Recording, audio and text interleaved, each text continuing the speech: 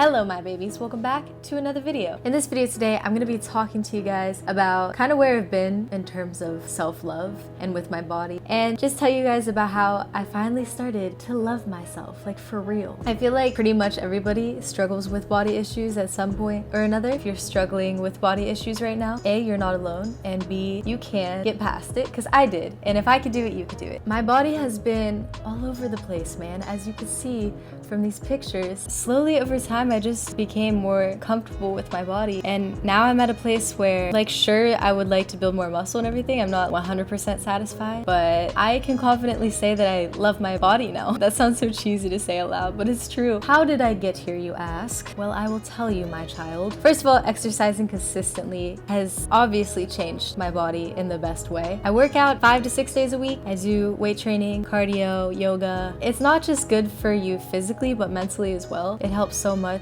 with my brain chemistry, I feel, because exercise releases so many endorphins. The next thing is I stopped trying to diet. I just started focusing more on eating nutrient-dense foods, getting protein in with every meal, drinking a lot of water, letting myself have a treat every now and again if I want to, because it's really unhealthy to be super restrictive on yourself. So if I want a cookie, your girl's gonna eat a cookie. When I do have treats, I eat them in moderation. Instead of having 3 cookies, I have 1 cookie. I think that balance is key. That's really what it's all about, is just having a healthy balance. The next thing I did was correct my negative thought patterns. I never really realized how negatively I was thinking about my body all the time. Like when I look in the mirror, especially, I think everybody pretty much can say the same, can agree. I would catch myself looking in the mirror, focusing on all the things that I wanted to change or that I didn't like. I was neglecting things that I did like. So I started to catch myself in the thought process and be like, no, we're not gonna talk shit. We're not gonna be so mean to ourselves. We're gonna say something that we love about ourselves. The mind is a powerful thing. The more you think negatively about yourself, the harder it is to get out of that pattern. It's like you build the habit of being mean to yourself. If I wouldn't say it to a best friend, I try really hard not to say it to myself. The next thing is I stopped comparing myself to others. It's human nature to compare yourself, but the majority of the time that I was comparing myself was when I was on my phone, on social media. Then I started to realize, like, this is all fake. The internet's fake. People only show you what they want to show you. There's so much you can do to your pictures these days. Photoshop, Facetune. People get plastic surgery. People are on steroids. When I started to realize, like, okay, I could look exactly like that if I was photoshopping my pictures and if I got plastic surgery and if I was on steroids, but I don't want to do any of that stuff. It's like comparing an apple to an orange. That really helped me when I started to remind myself, like, Christina, this is fake. No matter what, no matter if it's Instagram, real life, or whatever, you shouldn't compare yourself. Like I said, it's human instinct, but it's kind of going back to catching that thought. If you were the person you're comparing yourself to, you wouldn't be you. Like, think about your best friend. Do you want your best friend to look like somebody else? Probably not, right? Because, like, you love them for who they are. They wouldn't be the same person if they were this person. I know it's so fucking cheesy. I know,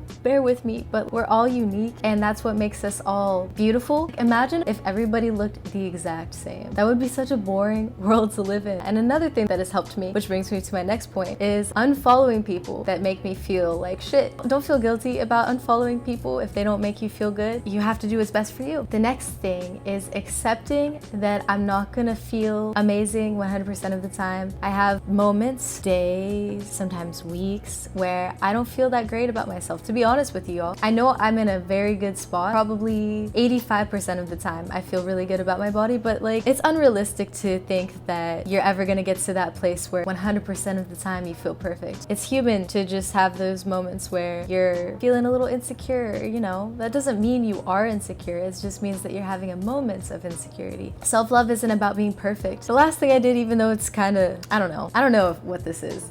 I don't know the word to describe it, but I started taking pictures of myself where I felt like, shit, mama, you look good in this picture. Just feel yourself. There's nothing wrong with feeling yourself. Do what makes you feel the best. That's pretty much how I've gotten to loving myself. It was not an easy journey by any means. It took me 24 years, pretty much. If you're not there yet, don't be so hard on yourself. It's okay, because we are programmed pretty much to not love ourselves. We're constantly told that we need to change something. Consumerism has taught us that we need to to always be improving and buying more, and sometimes that comes in the form of making you feel insecure about yourself. The more they push on us that we shouldn't have acne or cellulite or stretch marks, the more we're gonna buy products that get rid of that. And it's all about money at the end of the day. Isn't that crazy to think that our self-worth and our self-love has been stripped from us since we were children just because people want to make money? That's some real shit. Like I said, you're totally not alone in that feeling that if you ever feel like